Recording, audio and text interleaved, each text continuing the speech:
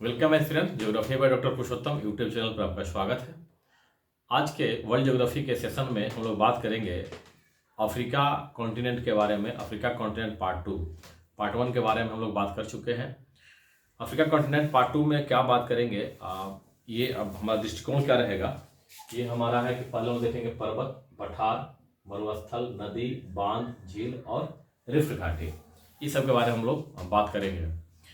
इसकी शुरुआत करें इससे पहले आप लोग आप इस चैनल पर नए हैं तो इस चैनल को सब्सक्राइब करें, लाइक करें, शेयर करें और कमेंट करें। तो आइए देर न करते उसकी शुरुआत करते हैं। तो अफ्रीका में की बात करते हैं अभी हम लोग पर्वत के बारे में।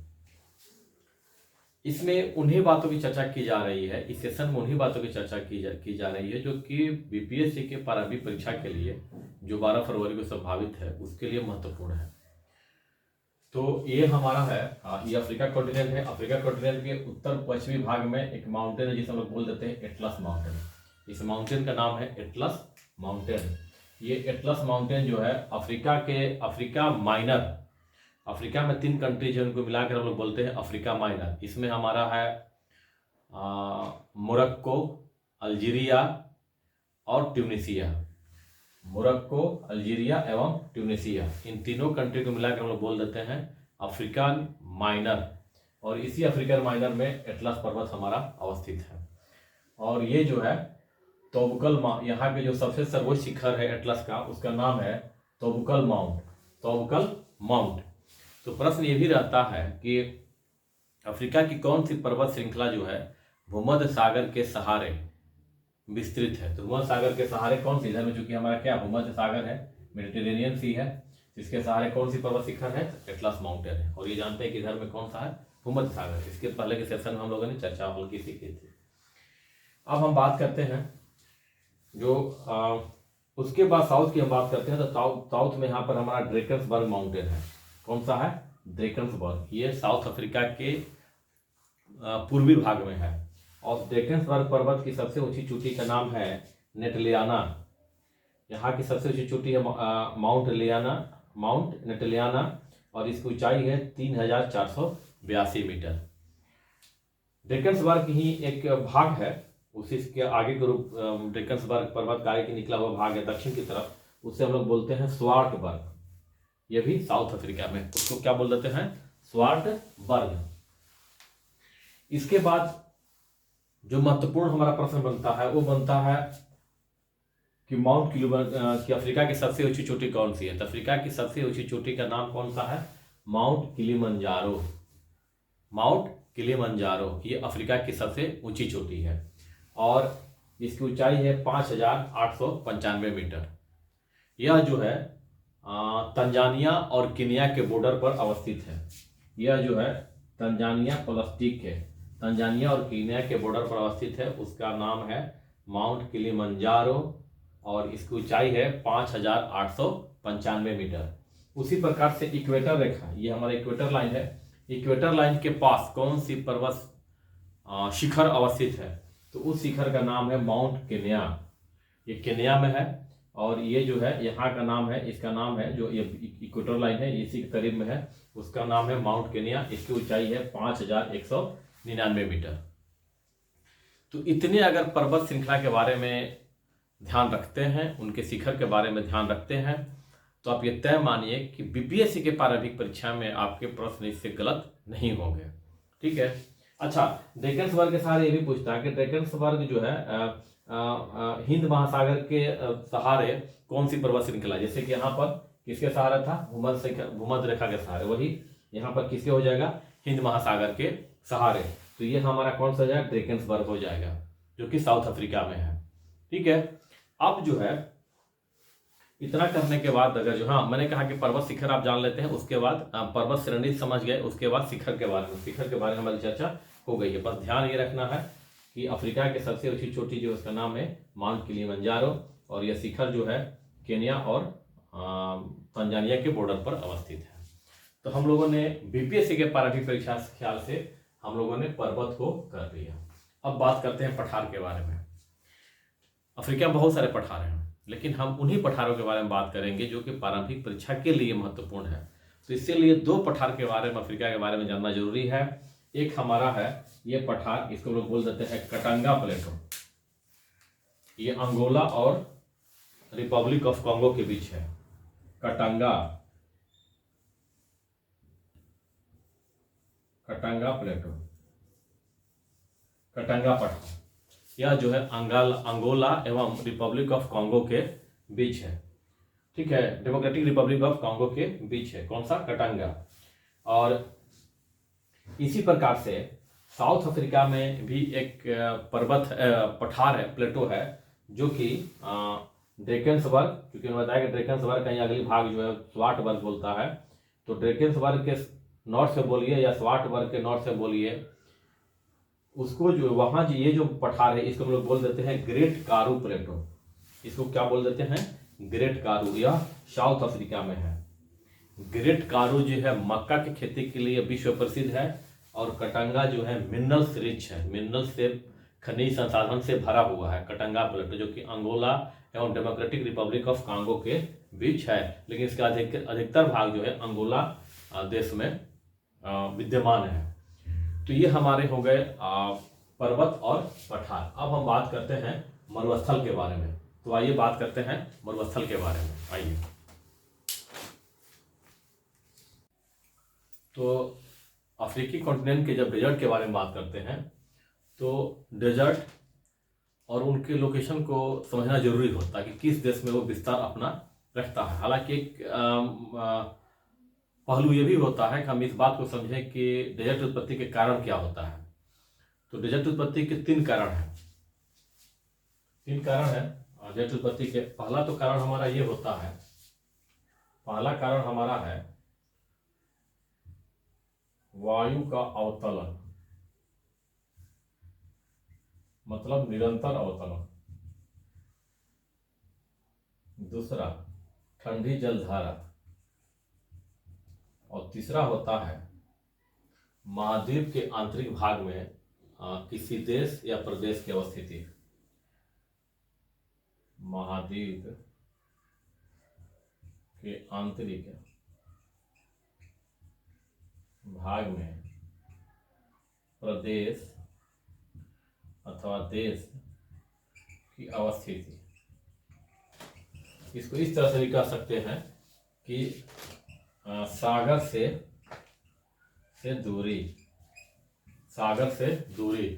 सागर से दूरी करने का मतलब है कि जो सागरीय प्रभाव होता है, ओसनिक इफेक्ट होता है कॉन्टिनेंट पे, वह तट से 500 मीटर के 500 किलोमीटर के दायरे तक रहता है। उसका प्रभाव धीरे धीरे समाप्त होने लगता है।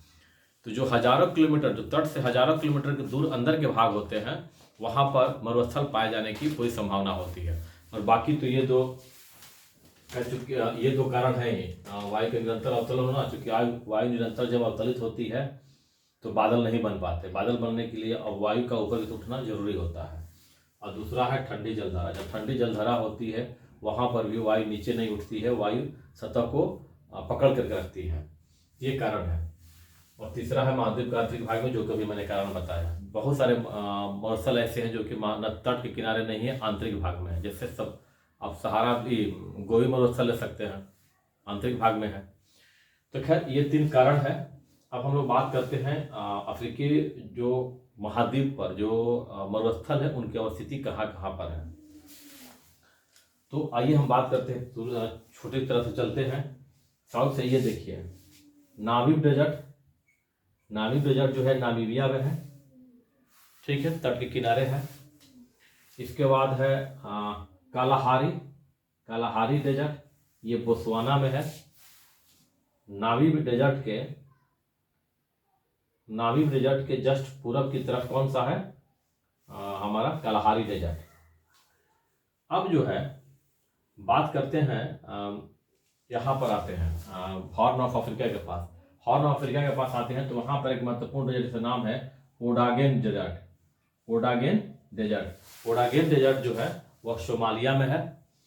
और इसके बाद ये हमारे नील नदी को शो कर रहा है, ये नील नदी है। और नील नदी के पूरब में यहाँ पे एक डेजर्ट जिसे हम लोग बोल देते हैं नूबियन डेजर्ट। ध्यान रखिएगा, प्रश्न पूछता है नूबियन डेजर्ट। तो नूबियन डेजर्ट जो है वो सूडान में अवस्थित है। नील नदी के पूरब में है, लेकिन यहाँ पर हम जानते हैं कि लाल सागर है, तो लाल सागर के पश्चिम में और नील नदी के पूरब में ये जो डेजर्ट है इसे हम लोग बोल देते हैं न्यूबियन डेजर्ट, अफ्रीकी महाद्वीप के सूडान देश में अवस्थित है। और इसके बाद ये जो एक डेजर्ट है, हालांकि लीबिया का ही सहारा डेजर्ट का ही एक्सटेंशन है, लेकिन आप कह सकते हैं लीबियन डेजर्ट है। लीबियन डेजर्ट जो है लिबिया में है, नाम से ही पता है, हालांकि सहारा का ही एक्सटेंशन है। और ये जो है सहारा जो डेजर्ट है वो 10 डिग्री नॉर्थ लैटिट्यूड से लेकर के 30 डिग्री नॉर्थ लैटिट्यूड के बीच अपना एक्सटेंशन रखती है। ठीक है, 10 डिग्री शुरू होता है और 30 डिग्री अक्षांश तक इसका विस्तार रखता है। किसका है? सहारा डेजर्ट का है। तो सहारा डेजर्ट का जो है आप एशिया माइनर के देश है, मोरक्को, अल्जीरिया, ट्यूनीसिया, ये सब देश है, चाड, माली, ठीक है, इन सब देशों में इसका विस्तार है। ठीक है, तो ये हमारा हो गया सहारा डेजर्ट। सहारा डेजर्ट जो है विश्व का सबसे अधिक क्षेत्रफल पर अवस्थित डेजर्ट है, सहारा डेजर्ट। तो इसको ध्यान रखेंगे कि सिर्फ सबसे बड़ा मरुस्थल है। तो एक बार देख लेते हैं फिर से। नामीबिया में नामीब डेजर्ट, बोत्सवाना में कालाहारी डेजर्ट, सोमालिया में उडागन डेजर्ट, सूडान में न्यूबियन डेजर्ट, लीबिया में लिबियन डेजर्ट, और सहारा जो कई महाद्वीप कई देशों में फैला हुआ है, विश्व का सबसे बड़ा मरुस्थल है। 10 डिग्री अक्षांश से लेकर के 30 डिग्री अक्षांश के बीच अपना ये विस्तार रखता है। अब हम लोग बात करेंगे नदी, बांध और झील के बारे में। तो आइए एक ही साथ कोशिश करूंगा मैं कि नदी, बांध और झील को बताऊं। तो आइए इसको हम लोग देखते हैं।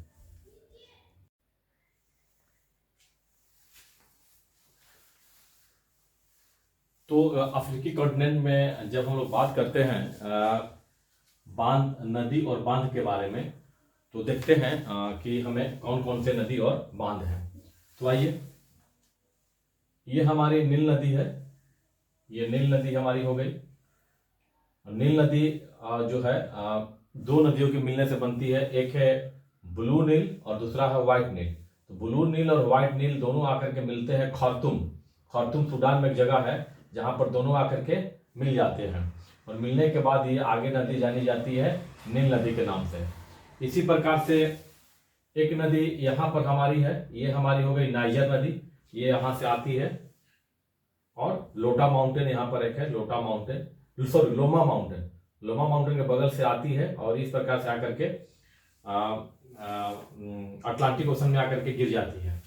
इसी प्रकार से ये हमारी जो ये हमारी नदी है उसको बोलते हैं कॉन्गो रिवर। ठीक है, ये भी अटलांटिक ओशन में आके गिरती है। और यहाँ पर ये है जाम्बेजी रिवर, ठीक है, और इंडियन ओशन में आके गिरती है। और ये है लिम्पोपो रिवर भी आकर के इंडियन ओशन में गिरती है।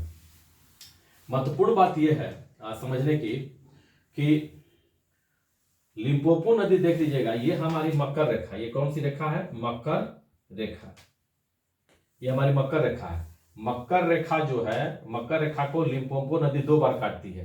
देखिए, एक बार यहां काट रही है और एक बार यहां काट रही है। इसी प्रकार से जो हमारा जो विषुवतीय रेखा है, विषुवतीय रेखा को कॉन्गो नदी जो है 2 बार काटती है। इस प्रकार से देखिए, ये एक यहां पर काट रही है, एक यहां पर काट रही है कॉन्गो नदी। ठीक है, ये हमारी कॉन्गो नदी इसको 2 बार काट रही है। इसी प्रकार से हम बात करते हैं, ये हमारी हो गई ये कॉन्गो नदी जो है इसको 2 बार काटती है, किसको? विषुवत रेखा को। अब बात जो है इस पे बात करते हैं डैम के बारे में, और डैम से प्रश्न हमारे आते हैं। तो डैम से जब प्रश्न आते हैं तो ये हम देखिए, नील नदी पर एक यहाँ पर डैम है जिसे हम लोग बोल देते हैं एक से चलते, एक ब्लू नील रिवर पर एक डैम है जिसे हम लोग बोल देते हैं सेनार डैम। ये हमारा कौन सा हुआ? सेनार डैम। इसी प्रकार से व्हाइट नील पर एक यहाँ पर रिवर है जिसे हम लोग बोल देते हैं ओवेन डैम, इसको बोलते हैं ओवेन बांध। ठीक है, और नील नदी पर यहाँ पर एक डैम है जिसे हम लोग बोल देते हैं आसवान डैम जो नील नदी पर बना हुआ है, नील नदी के डैम से पीछे में एक जो जलाशय बन जाता है उसे हम लोग बोल देते हैं लेक नाशर इसे बोल देते हैं, यहाँ पर बनता है, जो बात करेंगे अभी हम लोग, यही उसी लेक नाशर का दिखाया गया है। तो नील नदी पर कौन कौन बन गए? सेनार डैम ब्लू नील पर, व्हाइट नील पर ओवेन डैम, और नील नदी पर आसवान डैम। अब हम बात करते हैं नाइजर नदी पर। नाइजर नदी पर जो डैम बनता है, ये नाइजर नदी है, यहाँ पर एक डैम बन रहा है। कॉन्गो की बात करते हैं। कॉन्गो नदी पर एक जो डैम बन रहा है यहाँ पे 4 नंबर पे, तो ये हमारा हो गया स्टेनले डैम। तो स्टेनले डैम किससे बनता है? कॉन्गो रिवर पर। इसके बाद विक्टोरिया, ये जाम्बेजी नदी पर विक्टोरिया डैम है और करीबा डैम है। और इसी प्रकार से ये जो हमारा ये जो नाइजर नदी है, नाइजर नदी पर हमारा कैंजी डैम है। कौन सा डैम है? कैंजी डैम। तो एक बार डैम को फिर से हम लोग रिपीट कर लेते हैं। देखिए, ब्लू नील पर चिनार डैम, व्हाइट नील पर ओवेन डैम और नील पर असवान डैम। कॉन्गो नदी पर स्टेनले डैम और जाम्बेजी नदी पर विक्टोरिया डैम और करीबा डैम और नाइजर नदी पर कैंजी डैम। नाइजर नदी पर कैंजी डैम है। तो इसको अच्छी तरह देख लीजिएगा, प्रश्न यहाँ से रहते हैं। प्रश्न ये भी होता है कि कौन सी नदी जो है मकर रेखा के 2 बार काटती है, तो लिम्पोपो। और कौन सी नदी जो विषुवत रेखा के 2 बार काटती है, तो हमारी हो जाएगी कॉन्गो रिवर। ठीक है। अब जो है इस जो हमारा दृष्टिकोण है देखने का, उसमें हमारा बच जाता है बांध और झील। तो आइए हम लोग बांध करते हैं अभी, सॉरी झील और रिफ्ट घाटी। तो झील और रिफ्ट घाटी को आइए देखने का हम यहाँ पर कोशिश कर रहे हैं कि कैसे हमारा, तो ये हमारा है झील और रिफ्ट घाटी के बारे में। तो एक महत्वपूर्ण फैक्ट मैं बता दूं कि ये प्रश्न बीपीएससी में हालांकि पिछले बार से पहले कभी नहीं आया था, लेकिन मैं बताता जरूर था। और प्रश्न आप देख सकते हैं जा करके कि प्रश्न ये होता है, हालांकि यूपीपीसीएस में ये प्रश्न कई बार पूछा है। झील का नाम दे देता है और साउथ अफ्रीकी कॉन्टिनेंट के बारे में, और प्रश्न पूछता है कि इनमें से कौन सा झील ऐसा है जो रिफ्ट घाटी में अवस्थित नहीं है। कौन सा झील ऐसा है जो रिफ्ट घाटी में अवस्थित नहीं है, जैसा कि पिछली बार बीपीएससी में पूछा है। यूपीपीसीएस में कई बार ये प्रश्न को पूछ चुका है। तो आप ये देखेंगे कि ये हमारी रिफ्ट घाटी है। रिफ्ट घाटी जो है ये मोजाम्बिक से शुरू होता है और शुरू होते होते ये चला जाता है इजराइल और जॉर्डन तक। तो ये रिफ्ट घाटी, ये रिफ्ट घाटी, ये भी रिफ्ट घाटी आगे बढ़ता चला गया है। और ये देख रहे हो कि ये हमारा जो है, ये हमारा क्या है? विक्टोरिया झील है।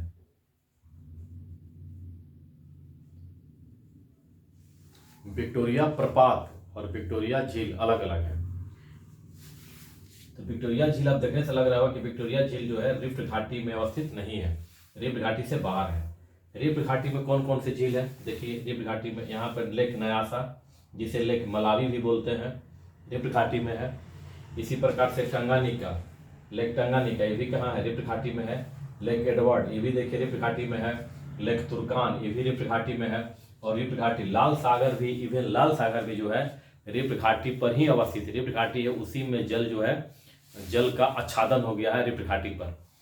तो ये लाल सागर होते हुए चला जाता है, ये कहाँ? एशिया के इजराइल और जॉर्डन देश तक पहुंच जाता है। तो ये काफ़ी ही महत्वपूर्ण एक टॉपिक था जिसे आप ध्यान से रखेंगे, और आप इस बात को ध्यान ज़्यादा रखेंगे कि विक्टोरिया लेक जो है वो रिफ्ट घाटी में अवस्थित नहीं है।